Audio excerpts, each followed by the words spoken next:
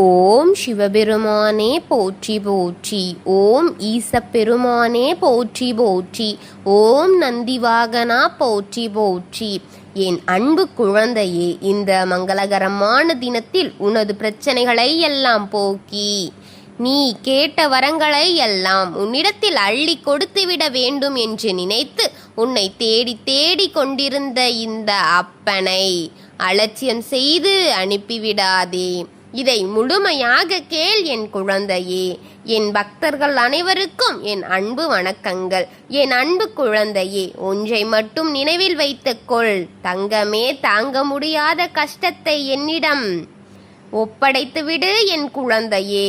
நான் ஒருபோதும் உன்னால் தாங்க முடியாத கஷ்டங்களை உன்னிடம் தருவதில்லை என்பதை தெரிந்து கொள் என் தங்கமே. தன்னுடைய குழந்தை நிர்கதியாக அழும்போது எந்த தகப்பனாலும் மகிழ்ச்சியாக இருக்க முடியாது என் தங்கமே. என்ன, உன்னில் நானும் அழுகின்றேன். தைரியமாக போ, எதையும் தாங்கிக் கொள் தங்கமே. பார், வாழ்ந்து விடலாம் உன்னுடைய உயிருக்கு உயிரான உறவு, உன்னுடைய அன்பிற்கு அன்பான இப்பொழுது ஏங்கிக் கொண்டிருக்கின்றது என் தங்கமே. நீ எத்தனை நாட்களாக எதற்காக என்னிடம் வேண்டினாயோ அவையெல்லாம் இப்போது உனக்கு நான் நடத்தி கொடுக்க போகின்றேன். நடக்கப் போகின்றது, காத்து கொண்டிரு என் தங்கமே. உன்னுடைய உயிருக்கு உயிரான உறவு, உன் அன்பு கிடைத்து விடாதா என்று ஒவ்வொரு நாளும் ஏங்கிக் கொண்டிருக்கின்றார் என் தங்கமே.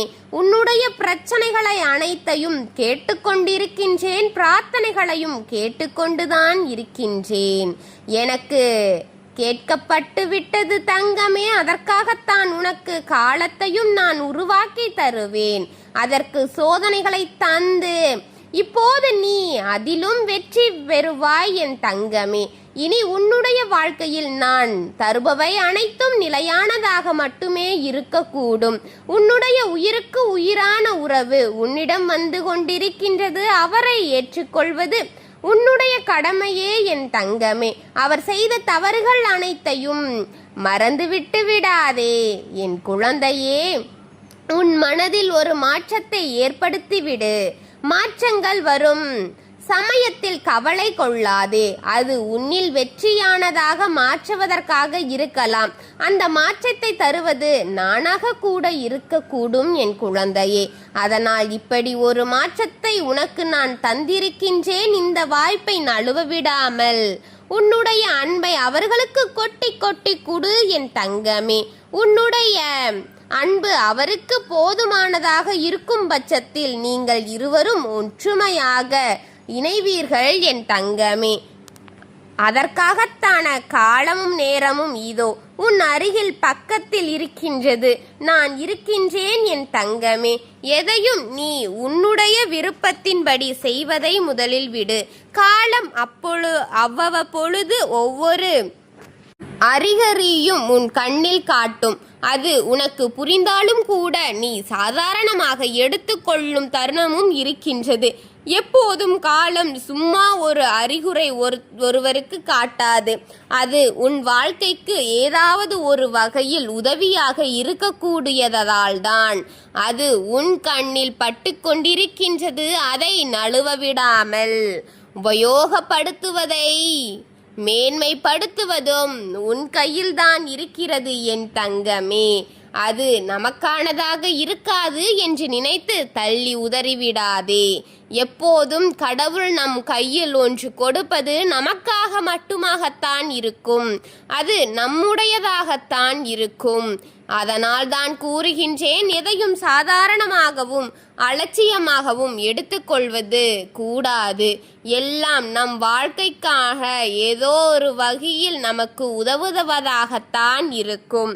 அனைத்தையும் நமக்காகத்தான் கடவுள் கொடுப்பார் என்பதை புரிந்து கொள். அதே போலுதான் உன் வாழ்க்கையில் எது நடந்தாலும் கூட நன்மைதான் கிடைக்கப் போகிறது என்று ஆழமாக நம்பு.